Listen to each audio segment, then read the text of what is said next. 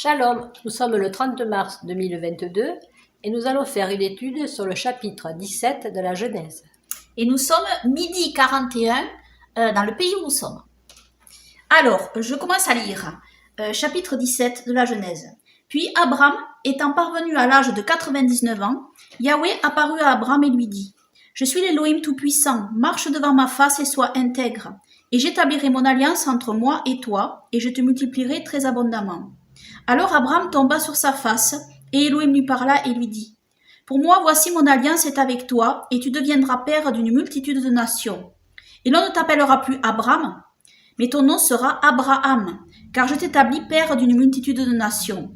Et je te ferai croître très abondamment, et je ferai de toi des nations, et des rois sortiront de toi. Et j'établirai mon alliance entre moi et toi, et ta postérité après toi, d'âge en âge, pour être une alliance éternelle, afin que je sois ton Élohim et celui de ta postérité après toi. Et je donnerai à toi et à ta postérité après toi le pays où tu séjournes, tout le pays de Canaan en possession perpétuelle, et je serai leur Élohim. Puis Élohim dit à Abraham, « Mais toi, tu garderas mon alliance, toi et ta postérité après toi, d'âge en âge. Voici mon alliance que vous garderez et qui sera entre moi et vous et ta postérité après toi. C'est que tout mâle parmi vous sera circoncis. Et vous circoncirez votre chair et ce sera un signe d'alliance entre moi et vous.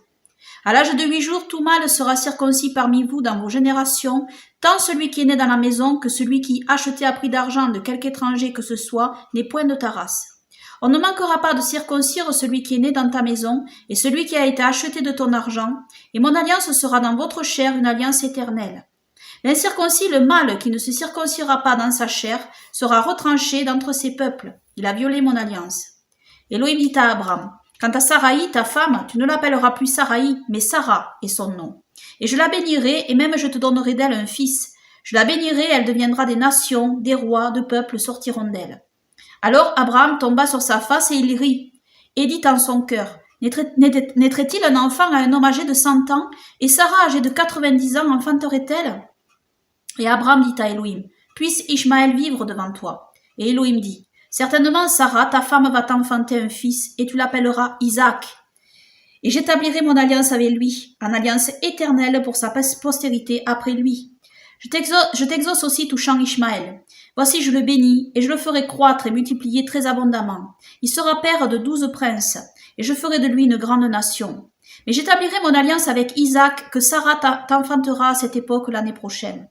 Et quand il eut achevé de parler avec lui, Élohim remonta d'auprès d'Abraham. Et Abraham prit Ismaël son fils et tous ceux qui étaient nés dans sa maison, et tous ceux qu'il avait achetés de son argent, tous les mâles parmi les gens de la maison d'Abraham, et il circoncit leur chair en ce même jour-là, comme Élohim le lui avait dit. Or, Abraham était âgé de 99 ans quand il se circoncit. Et Ismaël son fils avait 13 ans lorsqu'il fut circoncis. Abraham et Ismaël son fils furent circoncis en ce même jour-là. Et toutes les personnes de sa maison, ceux qui étaient nés dans la maison et ceux qui avaient été achetés des étrangers à prix d'argent, furent circoncis avec lui. Amen. Voilà. Donc, on va prendre verset par verset et puis on va s'arrêter s'il y a quelque chose à dire. Alors, je recommence. Puis Abraham étant parvenu à l'âge de 99 ans, Yahweh apparut à Abraham et lui dit « Je suis l'Élohim Tout-Puissant, marche devant ma face et sois intègre. Et j'établirai mon alliance entre moi et toi, et je te multiplierai très abondamment. » Alors Abraham tomba sur sa face et Élohim lui parla et lui dit « Pour moi, voici mon alliance est avec toi, et tu deviendras père d'une multitude de nations.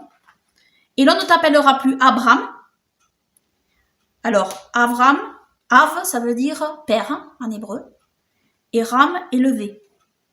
Père élevé. On peut dire les deux en fait, parce qu'en hébreu, le bet se prononce B ou V, en réalité. Donc les deux possibilités, les deux prononciations sont possibles en réalité. Hein. Donc, je peux dire Abraham. Hein. Et on ne t'appellera plus Abraham, donc père élevé, mais ton nom sera Abraham, père d'une multitude. Raham, donc il y a un He en hébreu, la lettre He qui est rajoutée. Et donc ça ajoute père d'une multitude. Ça agrandit en fait, encore plus élevé. Car je t'établis père d'une multitude de nations, et je te ferai croître très abondamment, et je ferai de toi des nations, et des rois sortiront de toi. Et j'établirai mon alliance entre moi et toi et ta postérité après toi d'âge en âge, pour être une alliance éternelle, afin que je sois ton Elohim et celui de ta postérité après toi. Et je donnerai à toi et à ta postérité après toi le pays où tu séjournes, tout le pays de Canaan, en possession perpétuelle, et je serai leur Elohim. Alors à qui est promis le pays? Il faut savoir que le pays d'Israël actuel, la terre d'Israël actuelle, c'est pas le grand Israël. L'Israël que vous voyez actuellement, là, l'État d'Israël, c'est tout petit, à côté du grand Israël qui est promis par Dieu dans les Saintes Écritures. Hein. C'est de l'Euphrate jusqu'au Nil. Hein. Donc si vous prenez une carte, je vous conseille de prendre une carte et de regarder la grandeur du grand Israël en fait. Et c'est ça la terre promise hein, par Dieu. Hein. Et donc,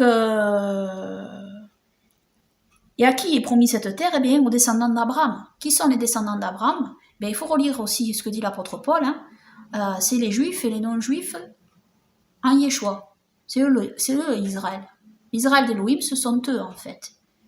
C'est ceux qui ont la foi en Yeshua, c'est ceux qui acceptent Yeshua comme leur Seigneur et Sauveur et qui suivent ses 5 commandements en esprit et en vérité. Donc voilà. Et comme je l'ai dit, il y en a qui n'ont pas tout compris sur comment suivre, sur la Torah, sur la loi, ce qu'il faut suivre ou pas dans la Sainte Torah. Mais ça, c'est Elohim qui fait progresser le croyant dans la foi, petit à petit. Le premier pas, c'est d'accepter Yeshua comme Seigneur et Sauveur. Et c'est donc aux croyants en Yeshua qu'est promis la terre de Canaan. Nous sommes les descendants d'Abraham. Il faut relire l'apôtre Paul. Hein. Les descendants d'Abraham, c'est nous, en fait.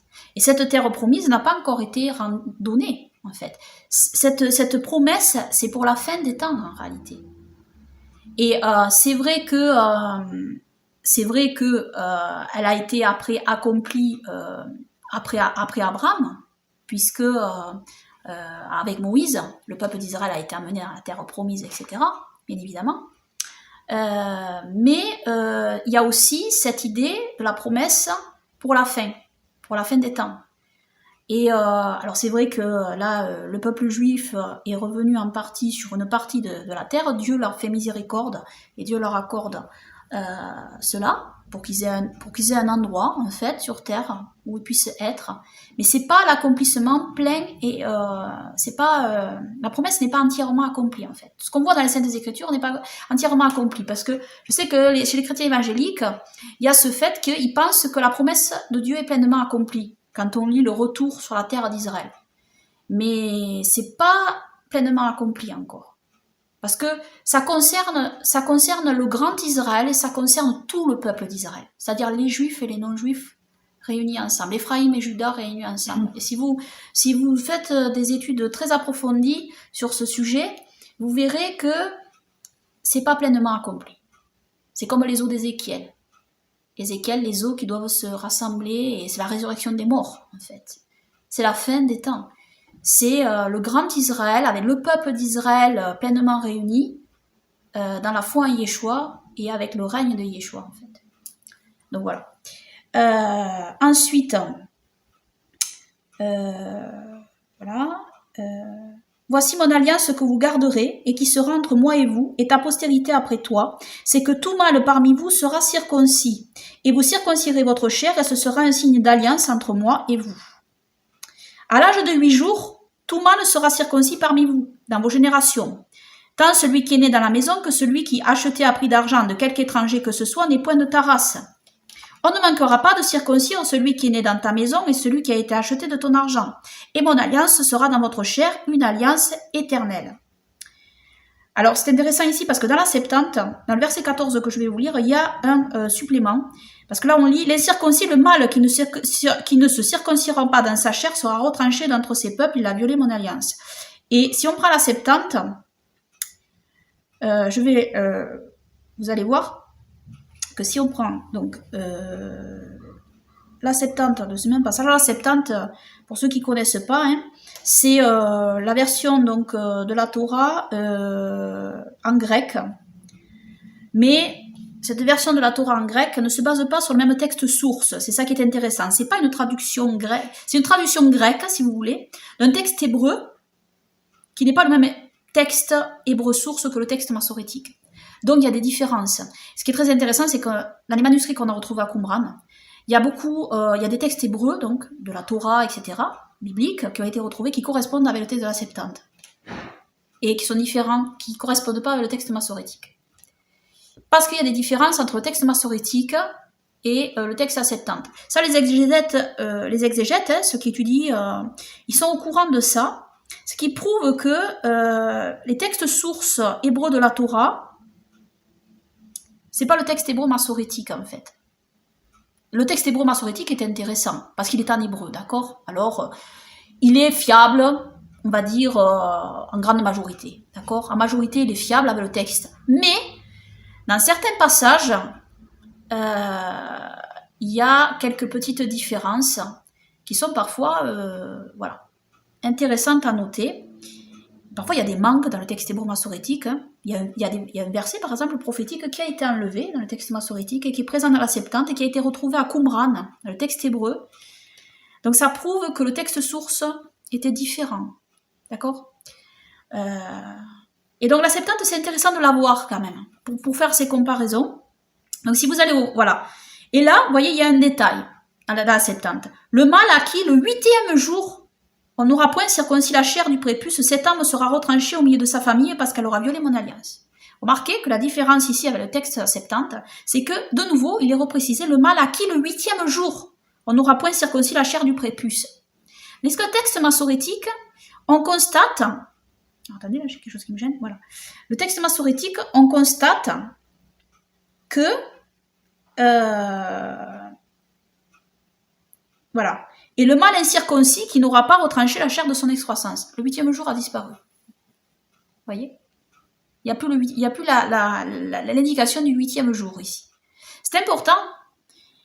Le 8e jour, c'est important, en fait. Parce que là, on a l'impression, verset 14, que ça concerne tout le monde, en fait. Pas que le 8e jour, en fait, même les adultes. Mais le 8e jour est rappelé dans le texte, et d'ailleurs dans la Torah des Jubilés. C'est extrêmement important. On a des versets dans la Sainte Torah des Jubilés qui rappelle que l'alliance, c'est au 8e jour. L'alliance, c'est au 8e jour. D'ailleurs, on peut aller voir, parce que j'ai fait des études là-dessus, j'ai fait des études là-dessus, parce que sur la circoncision, il y a beaucoup de débats, surtout dans les communautés nazaréennes messianiques. Donc, il y en a qui pensent qu'il faut continuer à se faire circoncire à l'âge adulte. Donc, ce qui n'est pas le cas, d'accord ? Ce qui n'est pas le cas, ok ? Ces gens-là contredisent tout ce que explique l'apôtre Paul, parce que notre Seigneur Sauveur Yeshua est mort pour l'incirconcision, d'accord, aussi, de ceux qui n'ont pas été au 8e jour. Ça, faut bien comprendre ça, c'est extrêmement important. Si vous ne comprenez pas l'alliance que Dieu a établie avec la circoncision au 8e jour, voilà. Et puis, la Pâque. Il faut bien comprendre qu'il y a quelque chose de très important dans les Saintes Écritures, c'est que pour faire partie de l'Assemblée d'Israël, il faut manger la Pâque. Il fallait manger la Pâque. Donc, ce qu'il y a, c'est que à cette époque-là, ceux qui voulaient faire partie de l'Assemblée d'Israël devaient manger la Pâque. Et donc, pour manger la Pâque, obligatoirement, devaient être circoncis. Donc, on circoncisait même les adultes pour qu'ils puissent manger la Pâque. Sinon, ils ne pouvaient pas manger la Pâque sans être circoncis. Ça, c'est une loi donnée par Dieu. C'est clair. Il y a un avant, il y a un après. La loi, bien sûr, est toujours valable, bien évidemment. Mais notre Seigneur Sauveur Yeshua est venu mourir pour nos péchés. Et il est le sang de l'Alliance qui a été versé pour nous. Donc, si vous voulez, il est notre Pâque. Il faut bien relire tout ce que l'apôtre Paul explique. Donc, il y a un avant et un après Yeshua quand même. Alors, il y en a qui font que, comme s'il n'y avait pas d'après Yeshua quand même. Ils veulent suivre la Torah. Alors bien sûr, ils croient en Yeshua, etc. Mais ils veulent tellement suivre la Torah qu'ils disent oui, mais il faut quand même continuer parce qu'on ne peut pas manger la Pâque. C'était quand même une incompréhension des Saintes Écritures parce que l'apôtre Paul contredit ces gens-là. L'apôtre Paul contredit ces gens-là et il explique très clairement, justement par rapport à la circoncision, parce que c'est beaucoup autour de la circoncision. L'apôtre Paul, quand il parle de la Torah, en réalité, que les gens disent l'apôtre Paul dit que la Torah est plus valable, en fait, c'est souvent autour de la circoncision que les débats ont lieu. Et l'apôtre Paul explique que ceux qui continuent à se faire circoncire, je vous résume, ils annulent le sacrifice de Yeshua.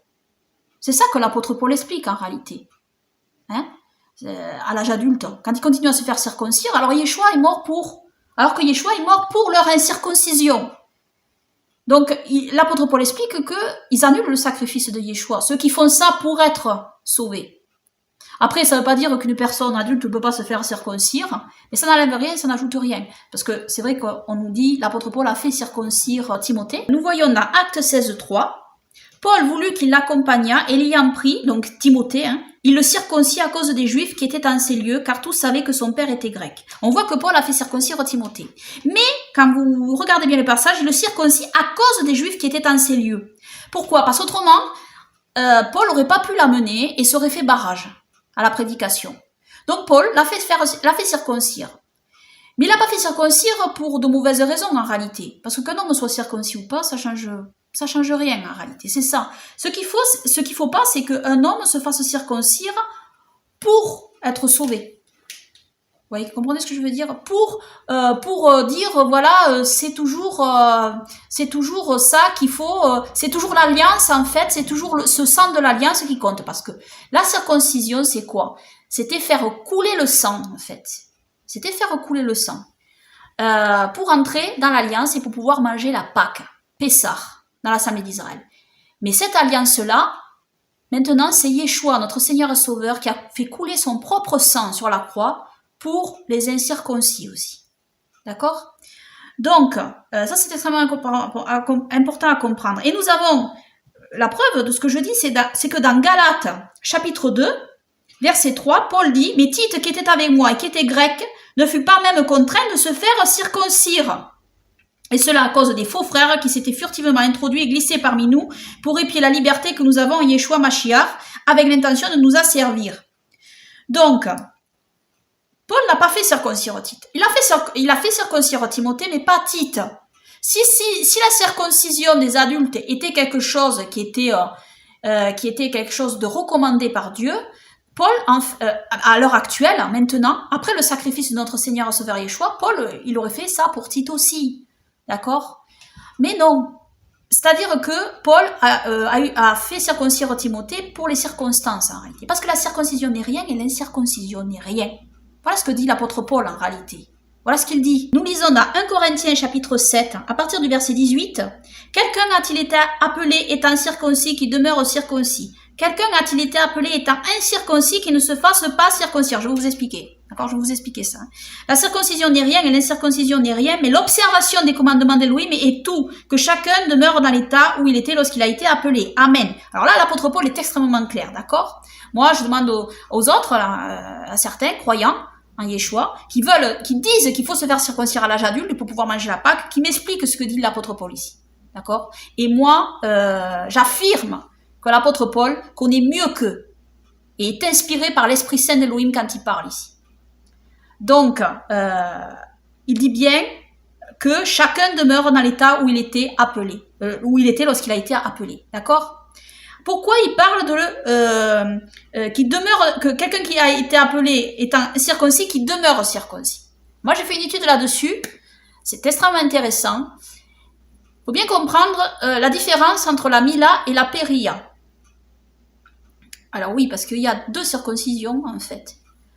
Et ça, il faut avoir cherché pour avoir trouvé. Pour trouver. Donc, j'ai découvert ça il y a quelques temps de cela. C'est extrêmement intéressant.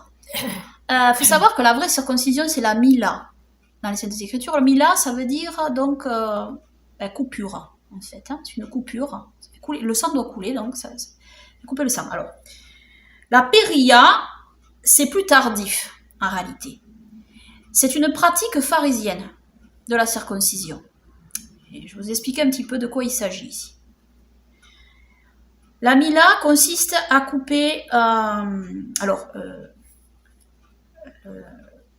le prépuce est recouvert d'une peau, en fait, qui recouvre tout le gland.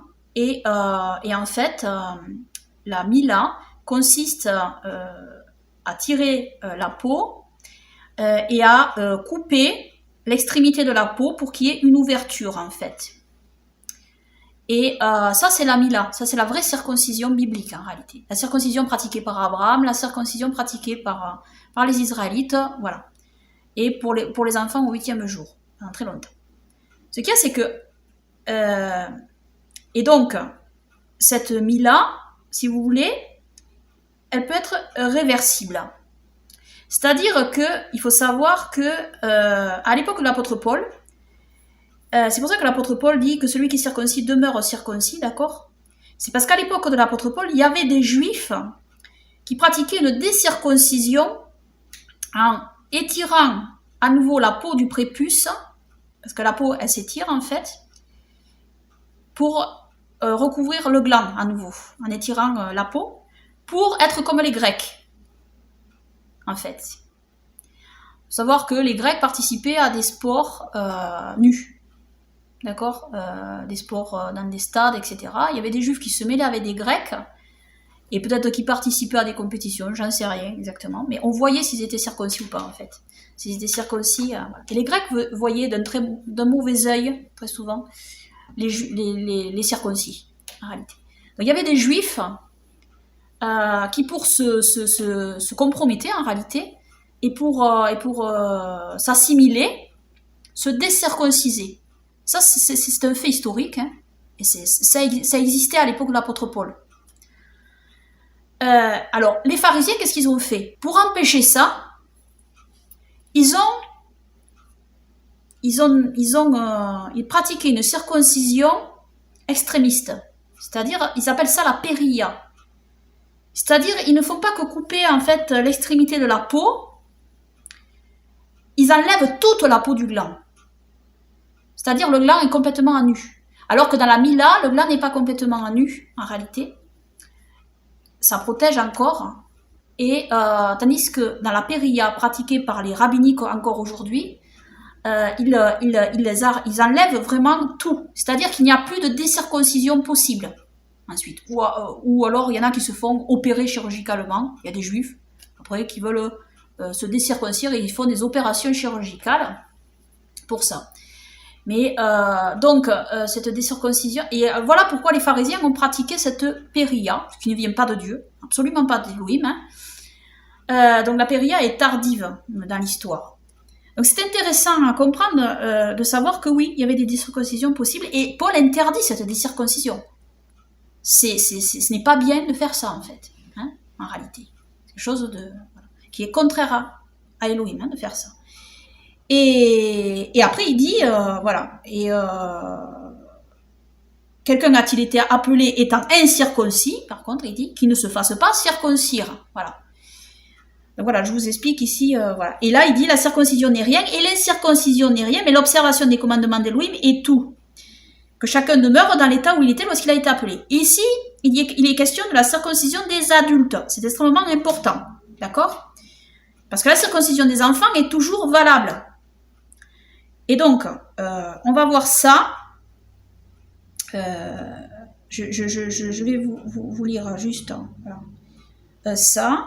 Par exemple, on a parlé du 8e jour. C'est extrêmement important le 8e jour. Hein. Je vous ai fait remarquer la différence avec la Septante. Ce 8e jour, c'est le signe de l'Alliance. Et on lit ça dans la Torah des Jubilés, très très précisément. Jubilé, chapitre 15, versets 15 à 19. Et Abraham fit comme Elohim lui dit, et il prit Ishmaël son fils et tous ceux qui étaient nés dans sa maison et qu'il acquit contre de l'argent, tout mâle de sa maison et circoncis la chair de leur prépuce. Et dans le même jour, Abraham fut circoncis et tous les hommes de sa maison et tous ceux qu'il avait achetés contre de l'argent aux enfants de l'étranger furent circoncis avec lui. Cette loi est pour toutes les générations à toujours, et il n'y a pas de circoncision en dehors de ces jours et ni d'omission d'un jour, mais selon les 8 jours. Car c'est une ordonnance éternelle ordonnée et écrite sur les tablettes du ciel. Et chaque être qui naît la chair de celui dont le prépuce n'est pas circoncis au 8e jour, comme dans la Septante, hein, le 8e jour est rappelé, c'est extrêmement important, ne fait pas partie des enfants de l'alliance que Yahweh fit avec Abraham, mais des enfants de destruction. N'y a-t-il aucun signe sur lui qu'il appartient à Elohim? Alors il est destiné à être détruit et éliminé de la terre et d'être déraciné de la terre, car il aura rompu l'alliance de Yahweh notre Elohim. Car tous les anges de la présence et tous les anges de souffle de feu ont ainsi été créés au jour de leur création, et il a sanctifié Israël devant les anges de la présence et les anges de souffle de feu pour qu'ils soient près de lui et près de ses saints anges. Amen. Donc les anges ont été créés, alors mâles, hein, avec un sexe masculin, d'accord, et donc circoncis. Très important à comprendre, hein, que c'est au 8e jour. Et on a aussi dans Actes chapitre 7 verset 8, puis Elohim donna à Abraham l'alliance de la circoncision, et ainsi Abraham ayant engendré Isaac, le circoncis, le 8e jour. Très très important. Isaac engendra et circoncis Jacob, et Jacob les 12 patriarches. On a dans Philippiens 3.5, moi circoncis le 8e jour de la race d'Israël, de la tribu de Benjamin, hébreu né d'hébreu, quant à la Torah, séparé, pharisien. Parce que pharisien ça veut dire séparé aussi. Donc, le 8e jour, c'est le sceau de la circoncision, en fait. Ça, faut bien le comprendre. Hein. Et dans Actes chapitre 21, versets 20 à 24, quant à eux, l'ayant entendu, ils glorifièrent Yahweh et ils lui dirent, à Paul donc, hein, frère, tu vois combien il y a de milliers de juifs qui ont cru et ils sont tous zélés pour la Torah. Or, ils ont été informés que tu enseignes à tous les juifs qui sont parmi les nations à renoncer à Moïse en leur disant de ne pas circoncire les enfants. D'accord? C'est extrêmement important. Et de ne pas se conformer aux coutumes. Que faut-il donc faire? Certainement, la multitude se rassemblera, car ils entendront dire que tu es arrivé. Fais donc ce que nous allons te dire. Nous avons 4 hommes qui ont fait un vœu. Prends-les avec toi, purifie-toi avec eux et paye leurs dépenses, afin qu'ils puissent se faire raser la tête, et que tous sachent qu'il n'est rien de tout ce qu'ils ont entendu dire de toi, mais que tu continues à garder la Torah. Amen. Donc ça, c'est bon. Le vœu de Nazir, hein, je ne vais pas rentrer dans les détails, mais bon. Donc voilà, il y a des sacrifices ensuite offerts, etc. Mais là, ce qui est extrêmement important à retenir, c'est de ne pas circoncire les enfants, ce qui était faux. Parce que si là, ça avait été vrai, que Paul disait de ne pas faire circoncire les enfants, il n'aurait pas pris ces hommes hein, et pour démontrer que ce qu'on disait de lui était faux. D'accord? Donc, très très important. Et donc, on voit bien, dans la Septante aussi, voilà, dans la Genèse, hein, Genèse chapitre 17 verset 19, hein, ça c'est aussi dans le texte massorétique. Hein, mais Elohim lui répartit, lui dit donc à Abraham, oui voici que Sarah ta femme t'enfantera un fils que tu appelleras Isaac, et j'établirai mon alliance avec lui, alliance éternelle par laquelle je serai son Elohim et l'Elohim de Sarah après lui. D'accord? C'est avec Isaac que l'alliance a été conclue, en réalité. Et on a ça aussi dans la Torah des Jubilés, hein, dans un autre passage hein, de la Torah des Jubilés, que c'est avec Isaac que l'alliance a été conclue, que c'est lui qui a été conclu selon le sceau de l'alliance à 8 jours, en réalité. Et on a notre Seigneur et Sauveur Yeshua dans Jean, chapitre 7, verset 23, il dit à ceux qui lui reprochaient d'enfreindre le Shabbat. Yeshua, notre Seigneur et Sauveur, leur dit, si un homme reçoit la circoncision le jour du Shabbat, afin que la Torah de Moïse ne soit pas violée, pourquoi vous irritez-vous contre moi de ce que j'ai guéri un homme tout entier le jour du Shabbat? Que dit notre Seigneur et Sauveur Yeshua ici? Pourquoi un homme reçoit la circoncision le jour du Shabbat? Même chez les juifs rabbiniques d'ailleurs, hein, ils circoncisent les enfants le jour du Shabbat. Parce que quand l'enfant a 8 jours et que ça tombe le jour du Shabbat, la circoncision prime, en fait, sur le suivi du Shabbat, en fait. Enfin, sur le Shabbat, en fait, en réalité. Si vous voulez, il n'y a pas d'infraction du Shabbat, en fait, en réalité, en faisant circoncire, c'est un acte, en fait, la circoncision, hein. Mais on fait circoncire un garçon à 8 jours, le jour du Shabbat, quand il a 8 jours, le jour du Shabbat. Pourquoi? Afin que la Torah de Moïse ne soit pas violée. Voilà. Donc, Yeshua, notre Seigneur et Sauveur, met en avant le 8e jour ici. C'est-à-dire, si vous ne faites pas circoncire l'enfant au 8e jour, la Torah de Moïse est violée. D'accord? Donc ça, c'est extrêmement clair. Le 8e jour, c'est le sceau de l'alliance de la circoncision. Dieu n'a pas prescrit un jour comme ça. En vain, en réalité. Ceux qui ne sont pas circoncis au 8e jour ne font pas partie des vrais circoncis selon l'alliance d'Élohim. Alors après, c'est vrai qu'il y avait des nouveaux convertis qui arrivaient pour qu'ils puissent manger la Pâque. Ils se faisaient circoncire à l'âge adulte. Mais pour manger la Pâque, en fait. Il faut bien comprendre que c'est la Pâque, la clé de compréhension. Et Yehoshua est notre Pâque. C'est lui qui a versé son sang, la nouvelle alliance en son sang. D'accord? Ça représente quelque chose. Yeshua n'est pas mort en vain. Parce que si vous dites, vous avez besoin encore de vous faire circoncire à l'âge adulte, vous ne comprenez pas le symbole de la circoncision au temps biblique. Parce que ce qu'elle représente l'entrée dans l'assemblée d'Israël. pour manger la Pâque. Mais Yeshua est mort pour nos péchés. Il a donné sa vie. Son sacrifice est supérieur en fait au sacrifice des animaux. C'est-à-dire, son sacrifice, c'est sa vie même qu'il a donnée. Son sang même a été versé. C'est le sang de la nouvelle alliance. Donc, nous sommes dans cette nouvelle alliance maintenant. Nouvelle alliance prophétisée aussi dans Jérémie. Donc, Jérémie, chapitre 31, à partir du verset 31, donc, qu'on va lire. C'est très clair, dans Jérémie, cette nouvelle alliance est prophétisée. Et on lit très clairement, c'est très intéressant. Alors, voici les jours viennent, dit Yahweh. Donc à partir du verset 31, Jérémie 31, verset 31. Voici les jours viennent, dit Yahweh, que je traiterai une alliance nouvelle. Une nouvelle, Brit Radasha, nouvelle alliance. Avec la maison d'Israël et avec la maison de Juda. Éphraïm et Juda, donc. Non comme l'alliance que j'ai traitée avec leur père au jour où je les pris par la main pour les faire sortir du pays d'Égypte. Il faut savoir que Pessah est lié avec la sortie d'Égypte. C'est l'alliance que Dieu fait avec le peuple d'Israël, Pessah. Et la circoncision, c'est l'alliance aussi. C'est une Brit Mila, on appelle en hébreu, l'alliance de la coupure. Tout est lié avec l'alliance de Dieu, en fait, que Dieu fait avec son peuple, en réalité. Et donc, pour manger la Pessah, le Pessah, il faut être circoncis, il faut que le sang ait coulé. Et donc, non comme l'alliance que j'ai traitée avec leur père au jour où je les pris par la main pour les faire sortir du pays d'Égypte, alliance qu'ils ont violée. Et toutefois, j'avais été pour eux un époux, dit Yahweh. Mais c'est ici l'alliance que je traiterai avec la maison d'Israël après ces jours-là, dit Yahweh. Je mettrai ma Torah au-dedans d'eux et je l'écrirai dans leur cœur. Et je serai leur Elohim et ils seront mon peuple. Comment Dieu va écrire sa sainte Torah dans nos cœurs? On a cette réponse dans Ézéchiel. Par son Esprit Saint. Par son Esprit Saint, Dieu change les cœurs. C'est-à-dire, je ferai de vous, je mettrai un cœur de chair. Donc, on va le lire, le passage dans Ézéchiel aussi. Donc, Dieu dit, après ces jours-là, dit Yahweh, je mettrai ma Torah au-dedans d'eux et je l'écrirai dans leur cœur. Et je serai leur Elohim et ils seront mon peuple. Il y a une transformation ici, spirituelle. Parce que Dieu ne veut pas un peuple qui obéit pour obéir. Parce qu'il faut obéir. Parce que, autrement, il veut un peuple qui obéit parce qu'il l'aime. Il veut une alliance d'amour avec son peuple. D'accord? Dieu veut une alliance d'amour. Un père envers ses enfants. Il veut que son peuple soit changé de l'intérieur, qu'il le suive par amour.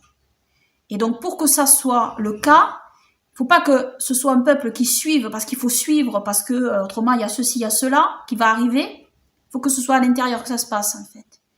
Et ça, c'est par l'Esprit Saint d'Elohim que ça se passe. Et donc, et je serai leur Elohim, ils seront mon peuple. Chacun d'eux n'enseignera plus son prochain, ni chacun son frère, en disant, connaissez Yahweh, car ils me connaîtront tous, depuis le plus petit d'entre eux jusqu'au plus grand, dit Yahweh. Car je pardonnerai leur iniquité, et je ne me souviendrai plus de leurs péchés. Ainsi a dit Yahweh, qui donne le soleil pour être la lumière du jour, et qui règle la lune et les étoiles pour être la lumière de la nuit, qui agite la mer et ses flots grondent, celui dont le nom est Yahweh des armées. Si ces lois-là viennent à cesser devant moi, dit Yahweh, la race d'Israël aussi cessera d'être une nation devant moi pour toujours. Ainsi a dit Yahweh, si les cieux en haut peuvent être mesurés, si les fondements de la terre en bas peuvent être sondés, alors je rejetterai toute la race d'Israël à cause de tout ce qu'ils ont fait, dit Yahweh. Voici les jours viennent, dit Yahweh, où la ville sera rebâtie à Yahweh depuis la tour de Hananéel jusqu'à la porte du coin. Et de là, le cordeau à mesurer sera tiré droit sur la colline de Gareb, puis tournera vers Goath. Et toute la vallée des cadavres et de la cendre et tous les champs jusqu'au torrent du Cédron, jusqu'au coin de la porte des chevaux vers l'Orient, seront un lieu saint à Yahweh et ne sera plus ravagé ni détruit. Amen. Donc ici, nous voyons que la nouvelle alliance, Dieu va effacer les iniquités du peuple. Par qui? Par Yeshua, par son sang. Lettre aux Hébreux, chapitre 10, à partir du verset 15, c'est ce que le Saint-Esprit nous atteste aussi, Car après avoir dit, voici l'alliance que je ferai avec eux. Après ces jours-là, dit le Seigneur, je mettrai mes lois dans leur cœur et je les écrirai dans leur esprit. Il ajoute, et je ne me souviendrai plus de leurs péchés ni de leurs iniquités. Voyez, ce passage de Jérémie que je vous ai lu est repris dans la lettre aux Hébreux pour parler de la nouvelle alliance dans le sang de notre Seigneur et Sauveur Yahushua. Hein? Et nous avons dans Ézéchiel, c'est ce que je vous explique, en réalité, c'est par l'Esprit Saint d'Elohim que Dieu va changer le cœur des gens, en fait. C'est ça. Hein. C'est pour ça que la Torah est gravée dans notre cœur. Je vous donnerai, Ézéchiel chapitre 36, à partir du verset 26, je vous donnerai un cœur nouveau, et je mettrai en vous un esprit nouveau. J'ôterai de votre corps le cœur de pierre, et je vous donnerai un cœur de chair. Je mettrai mon esprit en vous, et je ferai en sorte que vous suiviez mes ordonnances, et que vous observiez et pratiquiez mes lois. Amen. C'est par l'Esprit Saint d'Elohim. Donc bien sûr, c'est en rapport avec la nouvelle naissance.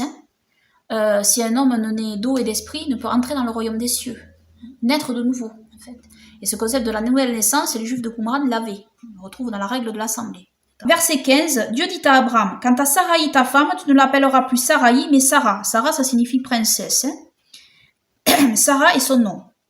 Et je la bénirai, et même je te donnerai d'elle un fils. Je la bénirai, et elle deviendra des nations. Des rois de peuples sortiront d'elle. Alors Abraham tomba sur sa face, et il rit. Alors, et il dit en son cœur, naîtrait-il un enfant à un homme âgé de 100 ans, et Sarah âgée de 90 ans enfanterait-elle? Alors voilà pourquoi l'enfant s'appelle Isaac. Dieu a nommé cet enfant Yitzhak, en hébreu, Hilari. Voilà, Abraham a ri, donc l'enfant s'appelle Hilari. Et Abraham dit à Elohim, puisse Ishmaël vivre devant toi. Ishmaël, ça veut dire Dieu entend, hein? D'accord? Alors c'est très intéressant avec Ishmaël parce que Ishmaël signifie Dieu entend. Et quand Agar a été donc renvoyée par Abraham et qu'elle était dans le désert et qu'elle a mis Ishmaël de côté, hein, sous un arbre, parce qu'elle croyait mourir de soif dans le désert, l'enfant se mit à pleurer et Elohim entendit l'enfant pleurer. Ishmaël, Dieu entend. Voilà, ça c'est intéressant à noter. Je t'exauce aussi touchant Ishmaël. Voici je le bénis et je le ferai croître et multiplier très abondamment. Il sera père de 12 princes et je ferai de lui une grande nation. Mais j'établirai mon alliance avec Yitzhak, que Sarah t'enfantera à cette époque l'année prochaine. Et quand il eut achevé de parler avec lui, Elohim remonta d'auprès d'Abraham. Et Abraham prit Ishmaël son fils et tous ceux qui étaient nés dans sa maison et tous ceux qu'il avait achetés de son argent, tous les mâles parmi les gens de la maison d'Abraham, et il circoncit leur chair en ce même jour-là, comme Elohim lui avait dit. Alors, là, il y a beaucoup de gens qui disent, oui, mais Abraham s'est fait circoncire à l'âge adulte, tatitata. Or, Abraham était âgé de 99 ans quand il se circoncit. D'accord ? Et Ishmaël, son fils, avait 13 ans lorsqu'il fut circoncis. Abraham et Ishmaël, son fils, furent circoncis en ce même jour-là. Et toutes les personnes de sa maison, ceux qui étaient nés dans la maison et ceux qui avaient été achetés des étrangers à prix d'argent, furent circoncis avec lui. Alors, je vais vous expliquer quelque chose ici, parce qu'il y en a qui se servent de ça pour dire il faut continuer à se faire circoncire comme Abraham se fit circoncire à l'âge adulte. D'accord ? Il faut bien comprendre que la circoncision d'Abraham à l'âge adulte est le point de départ ici. D'accord ? C'est le point, c'est le commencement en fait de l'alliance en fait que Dieu fait avec Abraham. Donc bien évidemment que Abraham s'est fait circoncire. Hein ?